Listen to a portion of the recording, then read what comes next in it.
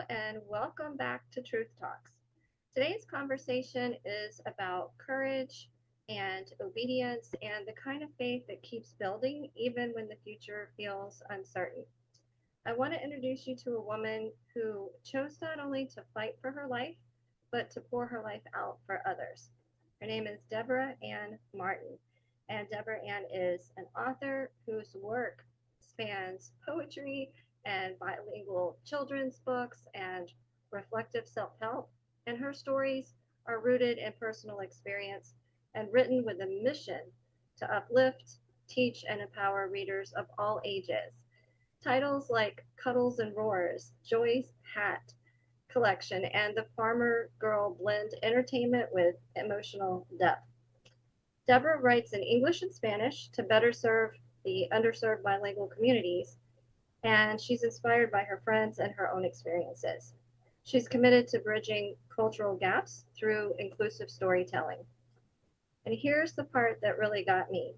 After being diagnosed with stage 4 uterine cancer, a rare and aggressive cancer, she began writing as a way to pass on the lessons that life was teaching her.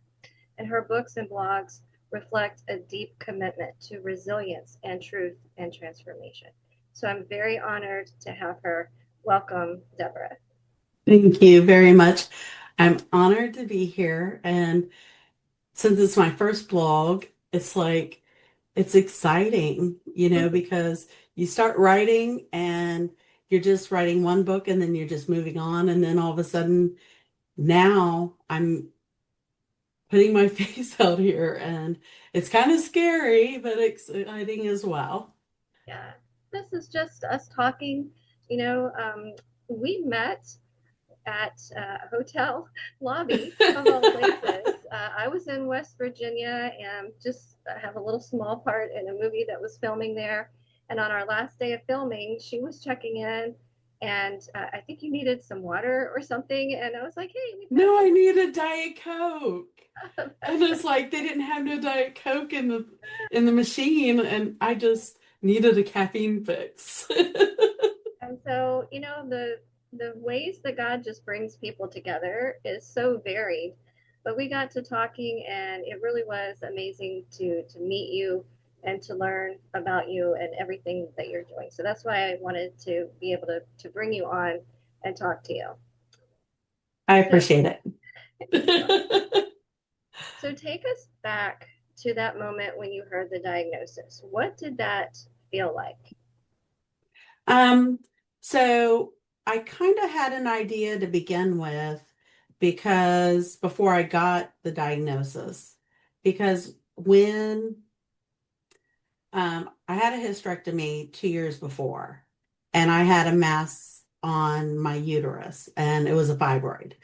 And they said, "Oh, don't worry about it. Fibroids can't be cancer." And I thought, "Oh, okay, they can't be cancer."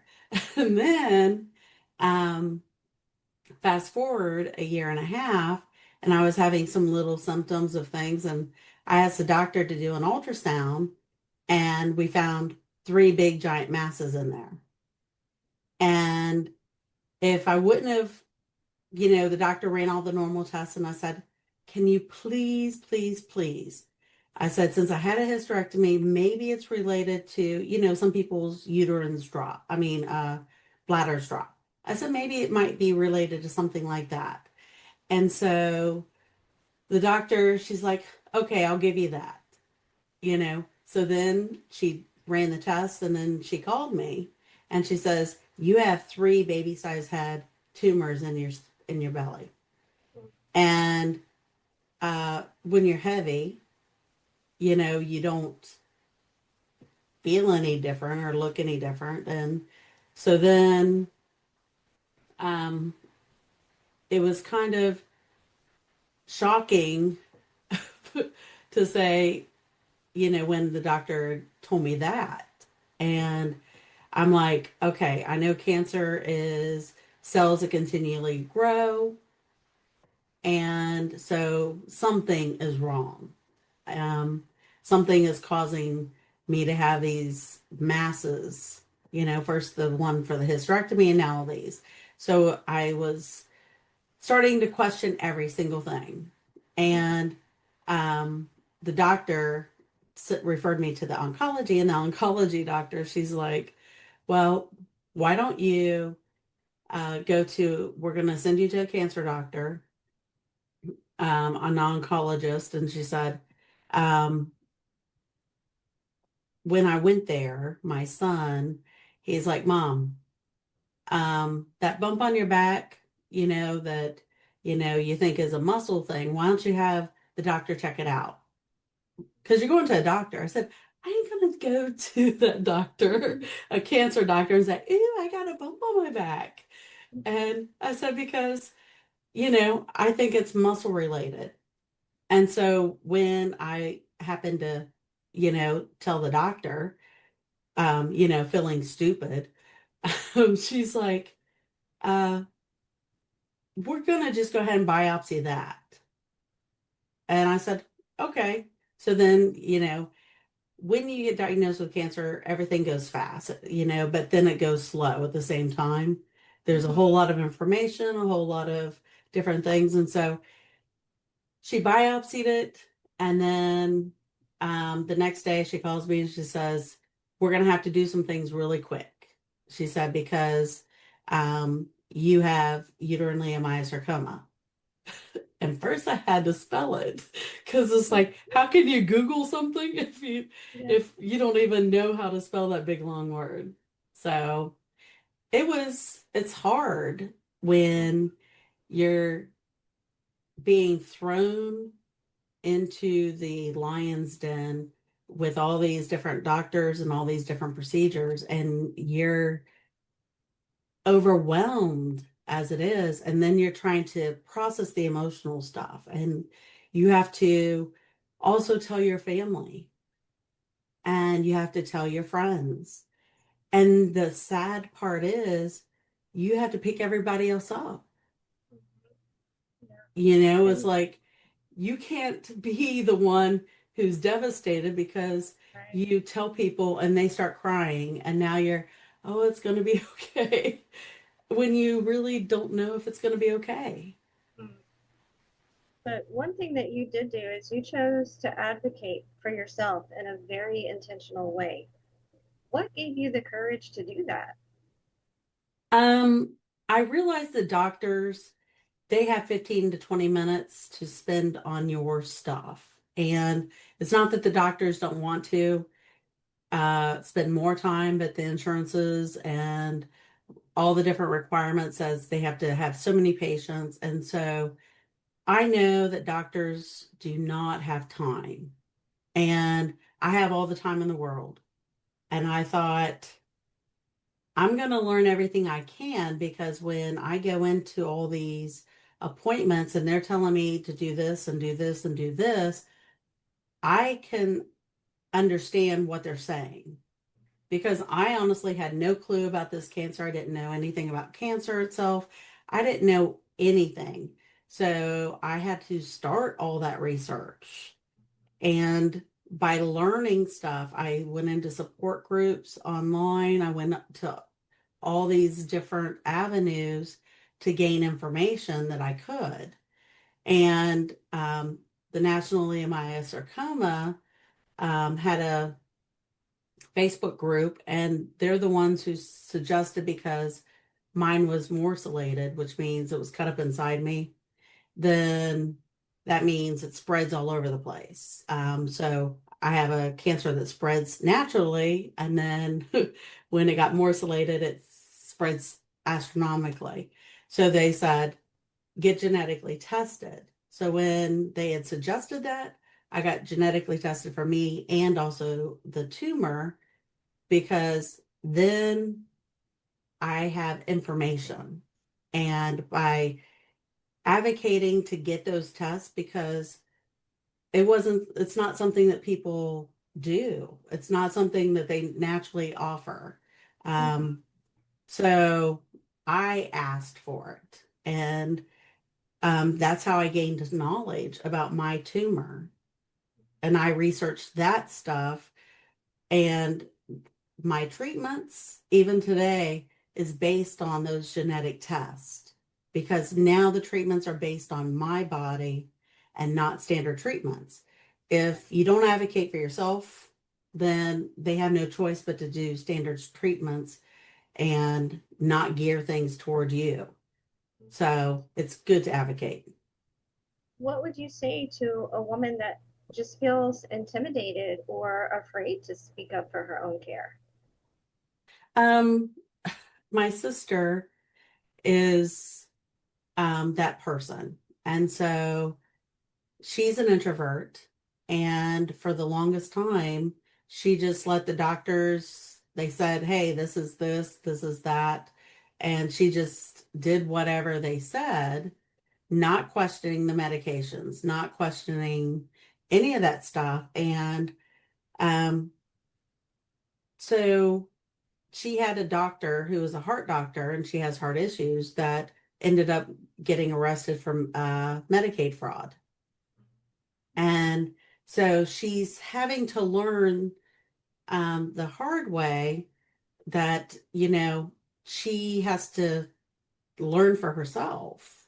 And my chart and all these different medical um, things now, they have it to where you can see your labs and all this other stuff. And so now you can be more of an advocate for yourself, because now you can um, message your doctor. So you may not have to face them face to face and feel that intimidation as if you sit there and send them an email or send them something on my chart, message them and stuff. So there are ways that introverts can do the same thing and ask those questions that you need to ask, because even the pharmacy, you need to ask the pharmacist if the over-counter medicines mess with your regular medicine. And if you don't do that, then honestly, you could die because some Right. things, you know, are I that think way. I think sometimes women especially we've been taught, not to step up. But Yes. sometimes faith doesn't look like just quiet acceptance. Sometimes it looks like standing up and saying, let's take another look, you know, and we have to do that.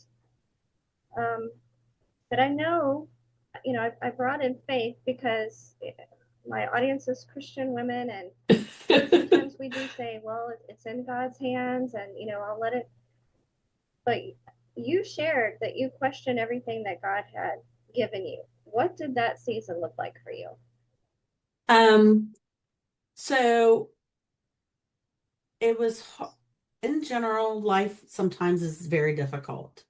And you have a hard time understanding why God is allowing certain things to happen. Going through a divorce, I had to trust God 100%. And, I'm used to trusting God 10% or 50%, you know, but Mm-hmm. never when you hit rock bottom and you have to trust Him literally 100%. And, when you're going through a divorce, just that alone, you think, oh, you're going through a divorce, but the divorce affects so many areas of your life. And because it affects so many areas, you know, I question God, like, I didn't know whether I should be praying for my marriage because this was the second time that he cheated. Do I pray for our family to be reconciled?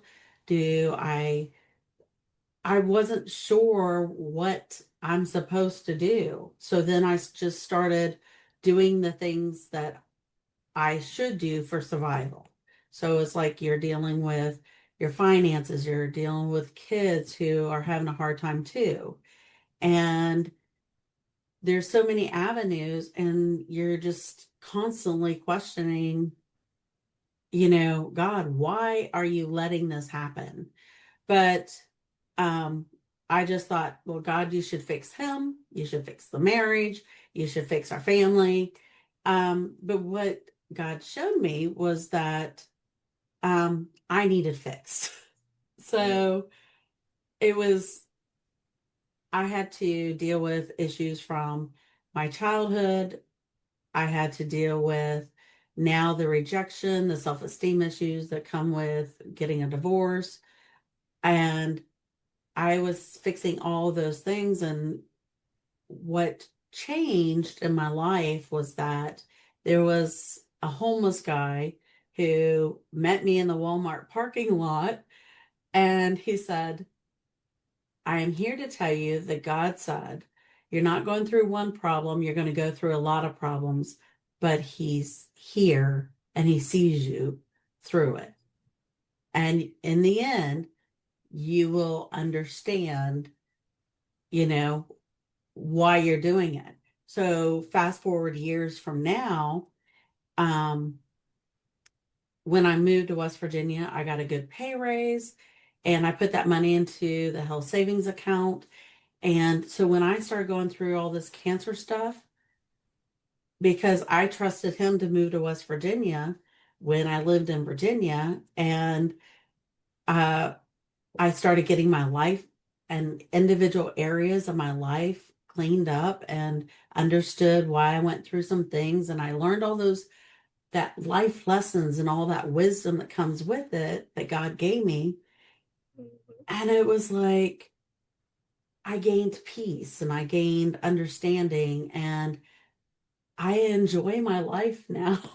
And it's Yeah. like, I have something that I never had growing up, and all that is an overwhelming peace that God gave me Mhm. just It by reminds working through me, it. yeah, and it reminds me of James 1:5. If any of you lack wisdom, let him ask God, and it shall be given him. Right? So sometimes the very wisdom God gives us is what we doubt when the storms get loud. Yes. So that's Well, what was funny with that? Um, you bring that up, and what is really funny is that when I was 14, um, I was going through a lot of stuff because I had a dysfunctional family and I was on the road and I had been a Christian for 4 years by that time. I was 14. And I told God, God, take my life or just give me wisdom like Solomon, but I want to stay with you my whole life. So don't let me deviate. And when I started going through and setting up this website, Surviving Life Lessons, and all these things that I've lived through, and all the things that I've learned by watching people go through things, it's just, it brought me back to that time that I asked God for wisdom. And what I didn't realize, like you said, wisdom comes from the trials that we overcome with His help. And I can tell you, there's not one thing that I've gone through that I have not had God walking me through. Whether He's brought somebody alongside me, He gave me a resource that I didn't realize I needed. But everything that I've gone through since I was 10 years old has been with God in my life. I can't picture my life without Him. so. Let's move a little bit to some of the writing. You mentioned your website, and your writing, and the things that you're doing. One of the things that you told me is you made a promise to your son about your poems. Why was that important? So, I used to just write on a napkin and uh because poems was my way of de-stressing and to capture what was happening at that moment in time in like words. And so um my son, who was 7 at the time, 7 or 8, he looks at me and he says, Mom, he said, can you stop throwing away your poems? Can you just save them and put them in a book? And I'm like, why? And he's like, because poems were for me. It wasn't about anybody else. He says, well, he says, Mom, he says, poets don't make money when they're alive. They make money when they're dead. So he said, Mom, he says, when you're dead, I will make money.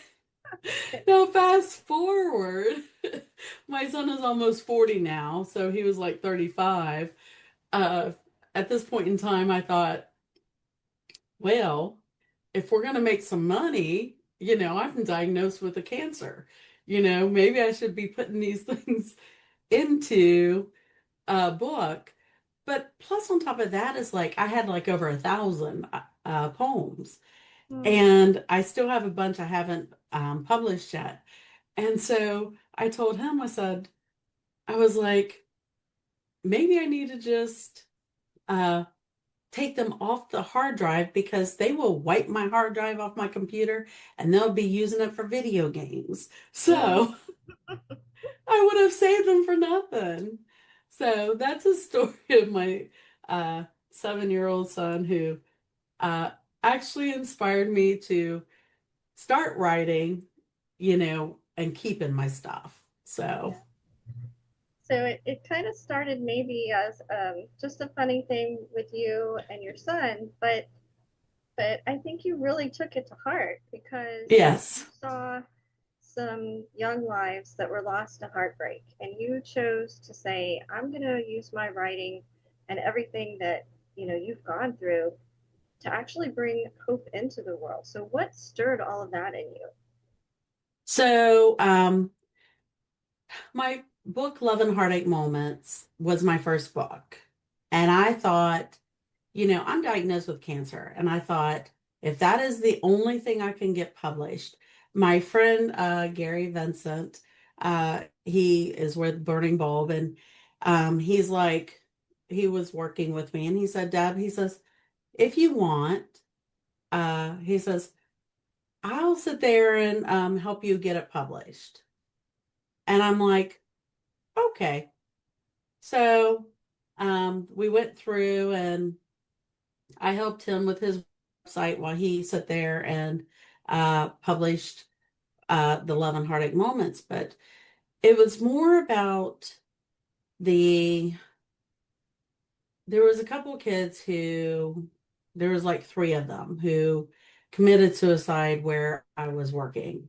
And um, it was heartbreaking because they were in their 20s and, you know, they they broke up with girls and there's so many other girls out there, but we know that, but in their heart they just felt so overwhelmed.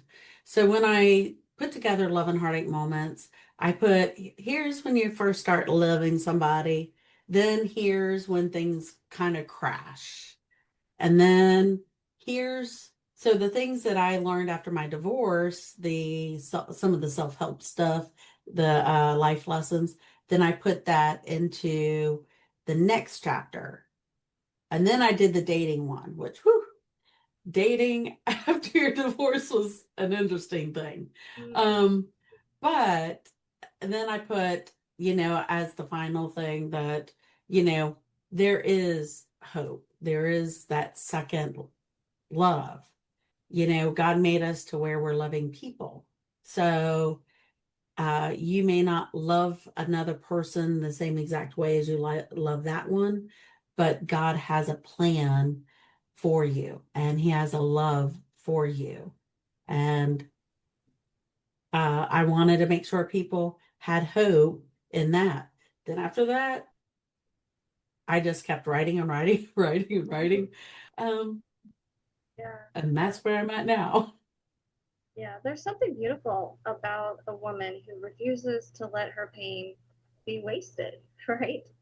You've not only walked through this journey with all of the ups and downs, but now you've created something to help others walk through it too. And I would love for you to share a little bit about the Ultimate Cancer Care Journal that you created, because when you were showing it to me in West Virginia and telling me about it, I just thought it was amazing. The heart behind it was, was there a moment in your journey when you realized people need guidance through this, and I can do that? Um, so what's really interesting with every single thing that I'm creating. Um, when it says be still and know that I'm God, um, at 2 o'clock in the morning, you get inspired by something. And uh, so I don't know exactly when I thought, oh, we need that. But I work with, so right now I have some volunteers helping me with this website and my books. I also have um, author Anchor. They are they have virtual assistants from the Philippines, and so they've I've got a couple of their virtual assistants, and the person who is on there, her name is Gia, and she is the graphic designer. So I have the words and the boring stuff, and she also has the creative stuff. So together, you know, we have made this. And so I I took all the things that I did step by step and try to create a tracker for it or a piece of paper that you can write it down. So at the beginning of it is all the stuff you need to take to the doctor because when you go to the cancer doctor, it's like every other doctor, you have to have all your prescriptions, you got to have all that stuff. Then after you go from there, you next start having to do all of these, get ports in there. You got to start, and that's a surgery, and you've got to start getting the genetic testing. I put all the genetic stuff, testing stuff in there. And then sometimes, your insurance company doesn't pay for the stuff that you want it to, or they deny it. So I have had some PET scans denied by my insurance company. So then you have to have a peer review from the doctors, and then you have to appeal things. And so I put the appeal process in there. Um, I put, so that's all the ports, the stuff before the kind of like the diagnosis to help you. And then afterwards, I have all the trackers to kind of help you um, go through when you're going through chemo, all the packing your bags, getting everything together for chemo, and tracking your chemo. Uh, if the doctor says you're doing 5 in 3 weeks, tracking all that. And then it's like I have the radiation. Then I have, if you have surgery, I have a big section on surgeries because it's like I had 2 major surgeries. One went kind of good, but I still had to do all that wound care and stuff. And one went really bad with wound care.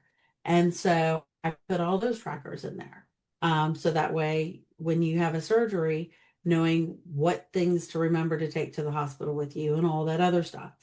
And then cancer doesn't just affect that, you also have the section with eating and moving because some people think, oh, I'm going through chemo and I'm so tired, I'm just going to rest and lay down, but you have to move.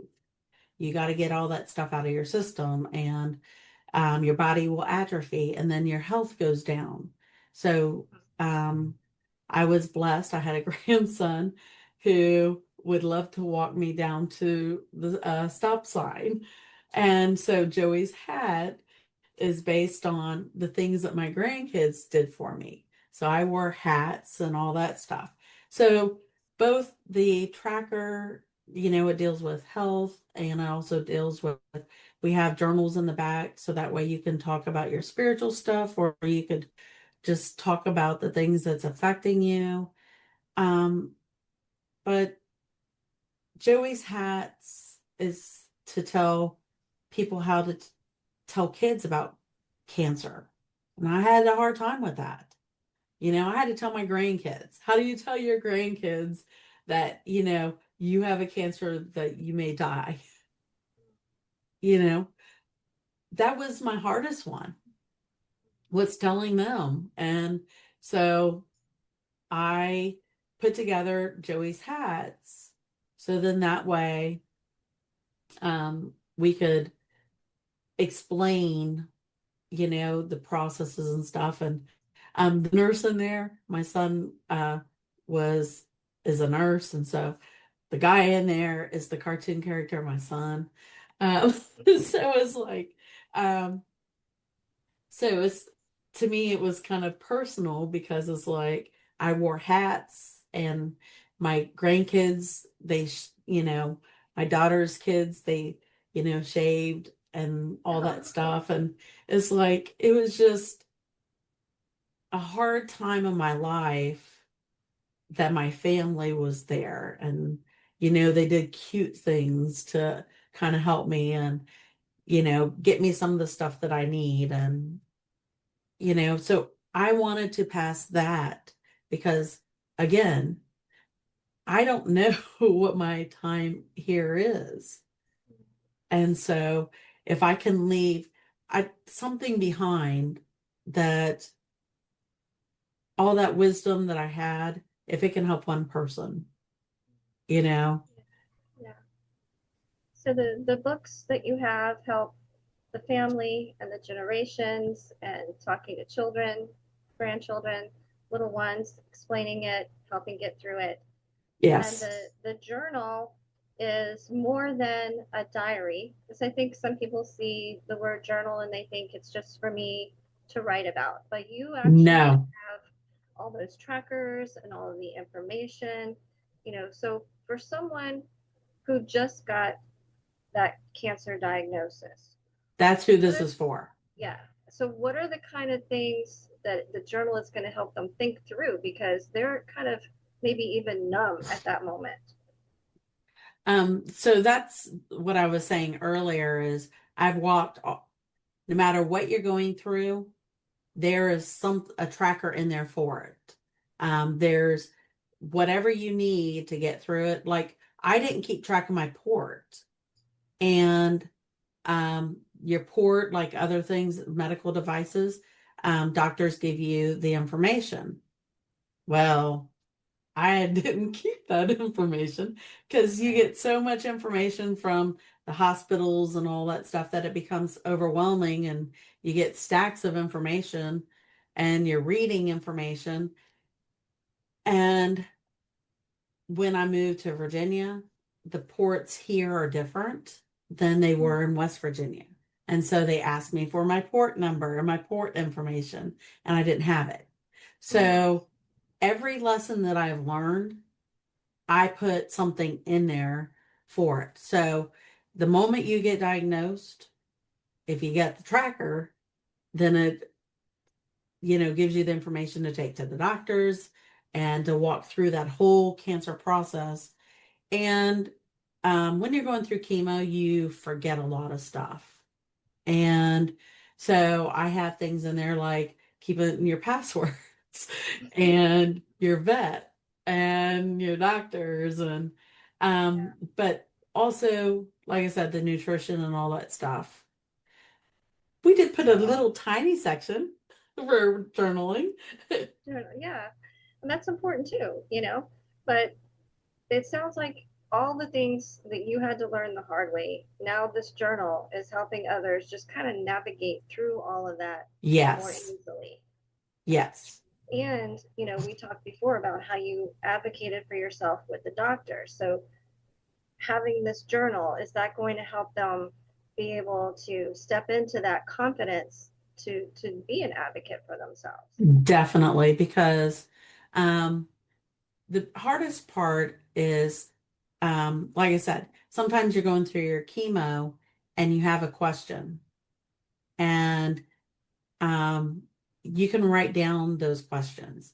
But if you keep track of some of the stuff that you have going on, like I told you, the doctor only has 15 minutes. And so when you go in there and if you say, hey, I've been tracking this because I've been having this uncomfortable pain, or I've been having this or that, you know your body. And if you track it and you are saying, hey, every day at 2 o'clock, uh, I'm getting this whatever, then you're starting to pay attention to, is it because of the food? Is it because of something you're drinking? Is it because of some kind of movement? And so as you're tracking that information, it helps you, but it also helps when you go to the doctor and you say, hey, I've been keeping track of this, like blood pressure, for instance. You may say, I'm keeping track of my blood pressure and I notice here's this. So then your body still has all those other normal things that happen in addition to Mm-hmm. cancer. So it's Mm-hmm. not like you're, you're just focusing on cancer. You have to focus on all that extra health stuff as well. And that's why we're also, uh, I'm in the process of working on the chronic illness one because um, that one's more complicated because there's so many chronic illnesses out there. But um, I'm trying to add as much of the trackers as I can for the normal everyday things that you would track. Yeah. And I just, before I leave this world, all that knowledge and wisdom that God gave me, I don't want it to go to the ground. You know, Yeah. I That's I true. want it to be left here. Yeah, that's what they say.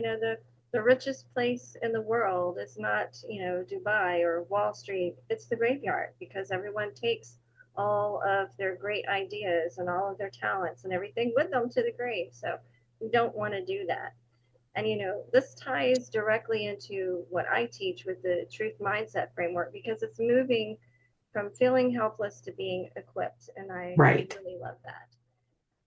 What about emotional and spiritual support? Does the journal also create a space for processing your emotions and your faith and reflecting during such a really difficult, challenging season? Um, we've only put a little bit of journal stuff in there. And the reason why is because on the website, I have lots of blogs, not about cancer, but about life in general. Um, Whether it's with the SMART goals, we added SMART goals for every part of your life. The self-discovery category, that is for self-esteem and different things like that to help you. It's all those lessons that I learned when I got divorced and I had to pick myself up from that low self-esteem to getting better and to be myself because you went from you were the mom, the wife, and all this to you don't know who you are anymore. And so during that self-discovery time, there was a lot of wisdom gained. And um, we have journaling prompts and stuff in there. We have journaling prompts almost in a lot of the uh, blogs that I've written because of that, you know.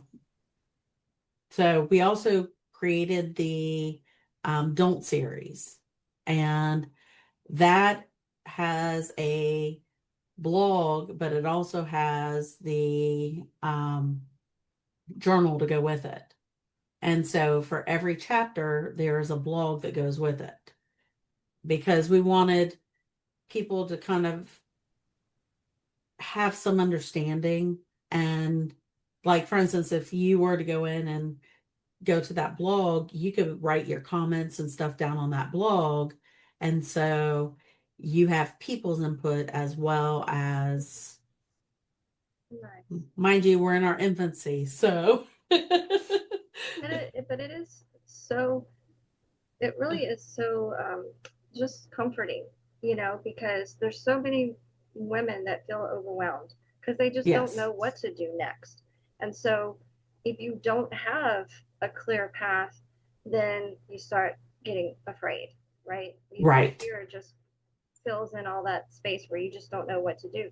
So when you have tools like this and they bring clarity, then that clarity sort of restores some peace. right. So if someone is listening today and they're facing a diagnosis and Or maybe it's someone that's a family member that's walking alongside someone else who is facing this diagnosis. What do you want them to know right now? Well, one, trust God.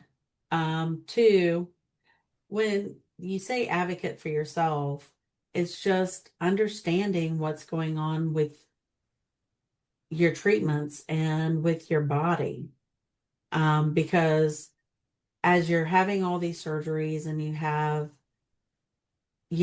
all these people bombarding you with all this knowledge and you're trying to keep track of it, um, even if you don't use my tracker, then I would highly encourage you to have a notebook that you write down all your questions and all your information and concerns. So that way, when you go to the doctor, because after you have a surgery or you're going through something and you're like, I didn't want to go to the doctor for that bump. I mean, it's a simple bump, you know, and going to the cancer doctor for a simple bump, you're like, I don't want to waste their time, and I felt very silly. But, when you have to advocate for yourself, then do it in a way that is appropriate for you. If you're an introvert, then, you know, you don't really have to talk if you're using your My Chart and some other stuff.